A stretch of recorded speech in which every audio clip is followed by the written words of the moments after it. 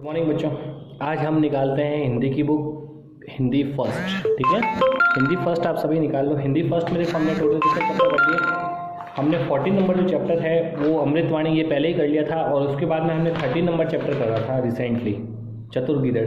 ये हमने पढ़ा भी था और इसके प्रश्नोत्तर भी कर लिए। मतलब 13 और 14 नंबर चैप्टर हमारे दोनों हो चुके हैं। 14 तक आपके कंप्लीट काम हो जाना चाहिए कॉपी के अंदर, और सबका चेक भी हो जाना चाहिए। और अगर बाद में आप चेक करवाओगे तो मैं चेक नहीं करूँगा। और आपके ध्यान रखना, एग्ज़ाम में इसके मार्क्स जुड़ते हैं, तो अगर आप नहीं करोगे तो एग्ज़ाम में आपके मार्क्स भी कट जाएंगे।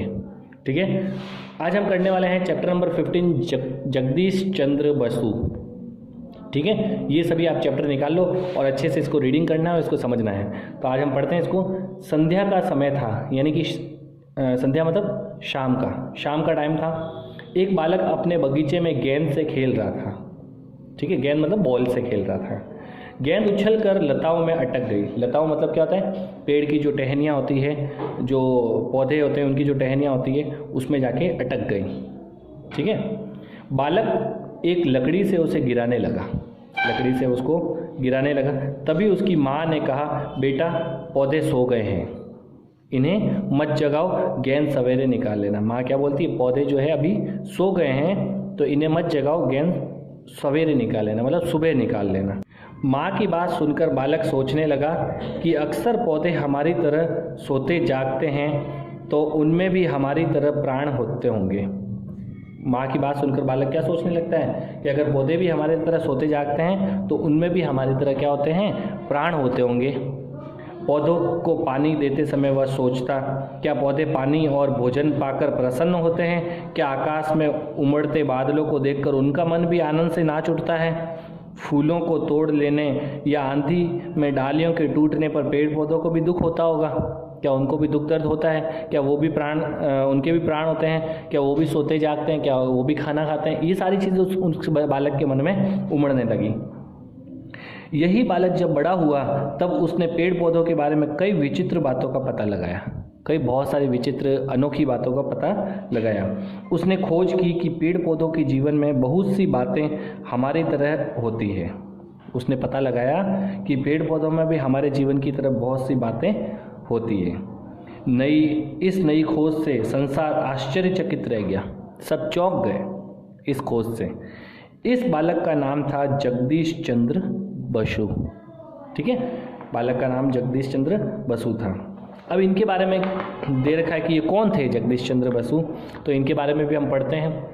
जगदीश चंद्र का जन्म 30 नवंबर 1858 में ढाका जिले के मेमन सिंह, अब बांग्लादेश जो है, बांग्लादेश में है ये जगह। ठीक है, तो मेमन सिंह नामक स्थान पर हुआ था। कहाँ हुआ था? मेमन सिंह नामक स्थान पर हुआ था। और ये जगह अभी कहाँ पर स्थित है? बांग्लादेश में स्थित है।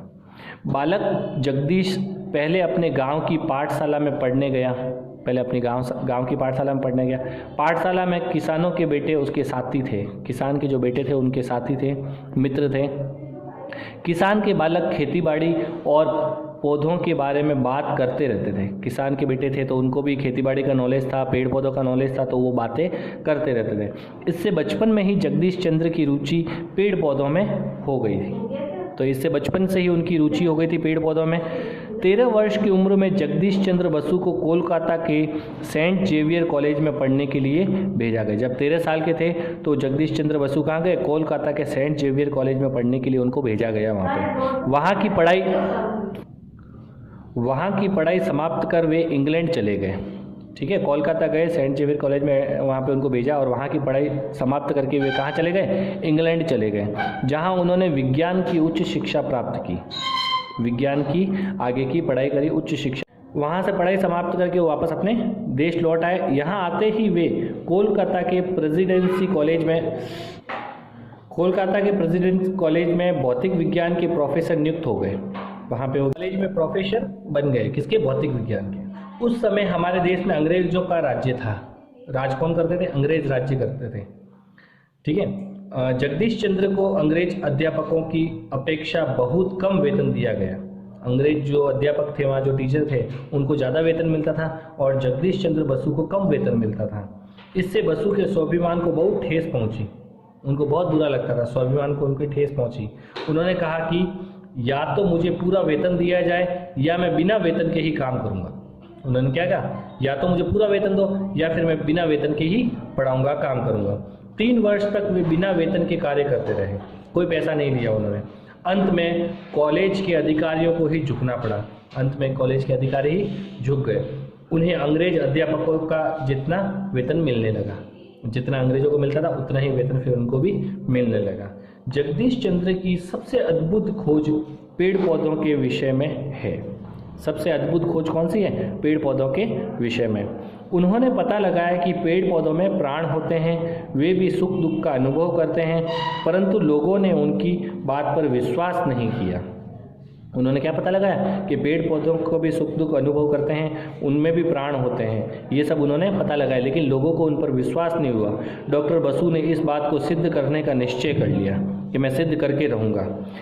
इसके लिए उन्होंने कई यंत्र बनाए, जैसे पौधों की वृद्धि नापने का यंत्र, पौधे कैसे बढ़ते हैं उनको नापने का यंत्र, चोट लगने और मरते समय पौधों के कंपन को दिखाने का यंत्र, ये सब उन्होंने यंत्र बनाना शुरू किया, यंत्र बनाए उन्होंने।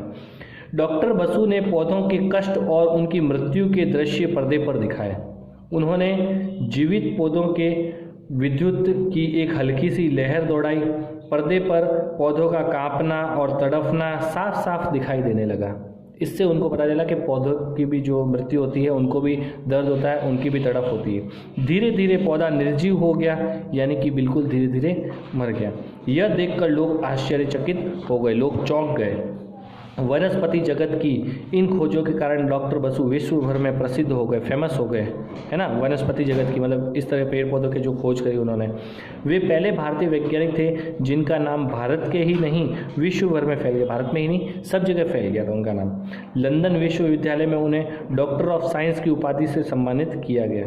डॉक्टर ऑफ साइंस, साइंस के डॉक्टर के नाम से उनको उपाधि मिल गई थी, तो वहाँ पर लंदन में उनको सम्मानित किया गया।